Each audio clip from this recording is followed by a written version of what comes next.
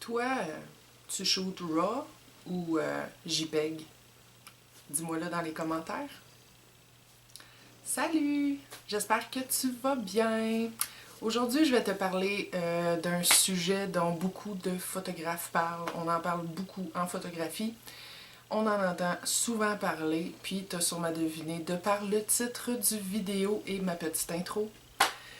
Je vais vous parler de la différence entre les fichiers JPEG et les fichiers RAW, R-A-W. Pour bien comprendre la différence entre les fichiers RAW et les JPEG, pense à la photographie argentique puis aux photos de Polaroid.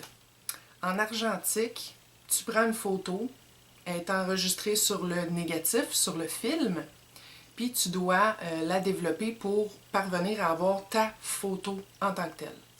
Le fichier RAW est en quelque sorte le négatif de la photo numérique, si on veut.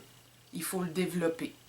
Et quand on shoot JPEG, c'est un peu comme si on shootait avec un Polaroid. Donc la photo sort tout de suite, puis voilà, elle est telle qu'elle. Comme je disais, le RAW, R-A-W, c'est un fichier pour les photos numériques.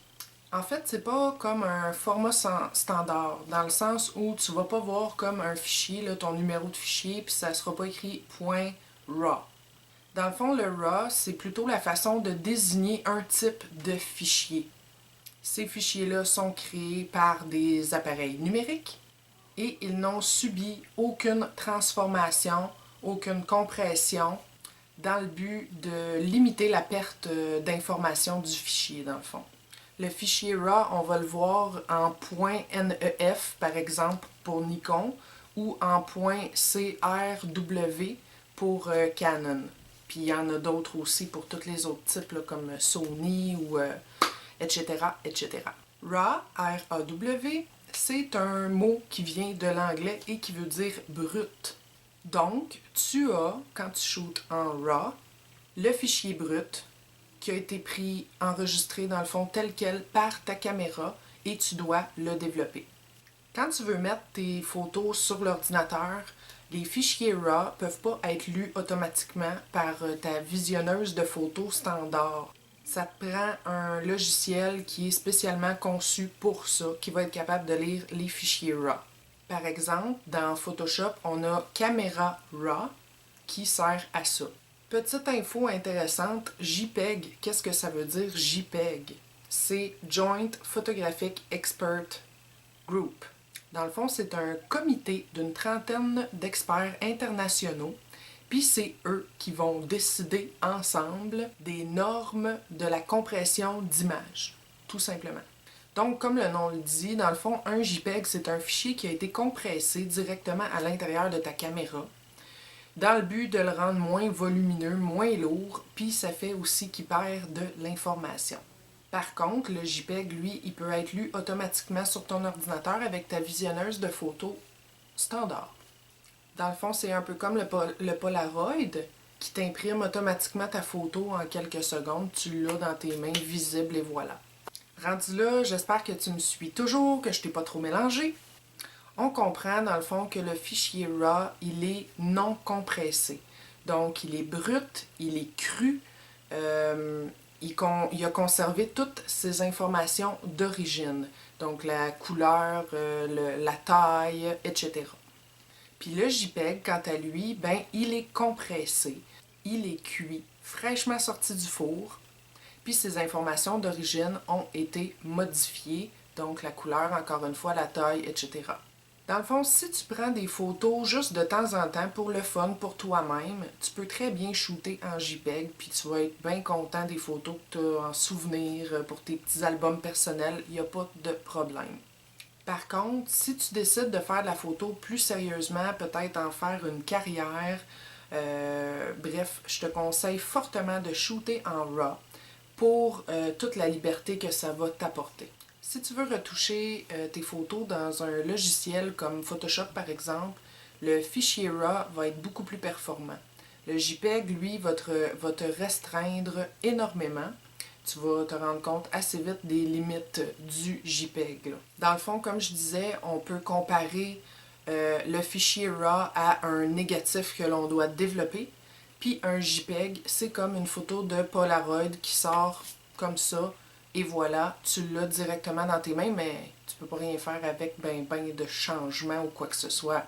Voilà comme ça. Dans le fond, en argentique, on doit passer par tout un processus pour développer la photo, pour passer du négatif à la photo, justement. Puis la personne qui développe la photo, elle a le contrôle sur les produits qu'elle utilise, le temps d'exposition à la lumière, etc., etc. Je ne suis pas une très grande connaisseur en photo argentique, mais bon, c'est pas mal ce que je sais. Reste que cette personne-là a quand même un certain contrôle sur comment que le rendu va être de par ce qu'elle utilise et ce qu'elle fait pendant tout ce processus-là. Puis une photo Polaroid, dans le fond, une fois qu'elle est imprimée, qu'est-ce que tu peux changer, qu'est-ce que tu peux modifier? Pas grand-chose, on s'entend.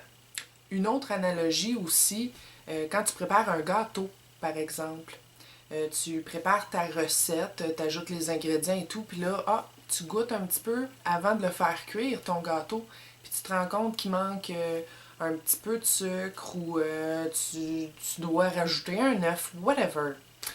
Ben, tu peux le faire avant que ton gâteau soit cuit. Par contre, une fois qu'il est cuit ton gâteau, puis tu y goûtes, puis il manque quelque chose, tu peux pas l'ajouter, il est cuit, c'est fini, là.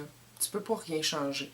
Fait qu'encore là, ben, ton fichier RAW serait un peu comme ton gâteau pas cuit, auquel tu peux ajouter des ingrédients, modifier des choses et tout. Puis ton JPEG serait un peu comme ton gâteau qui est déjà cuit. Il sort du four, il est cuit, puis tu peux pas rien y faire, il est de même, c'est tout.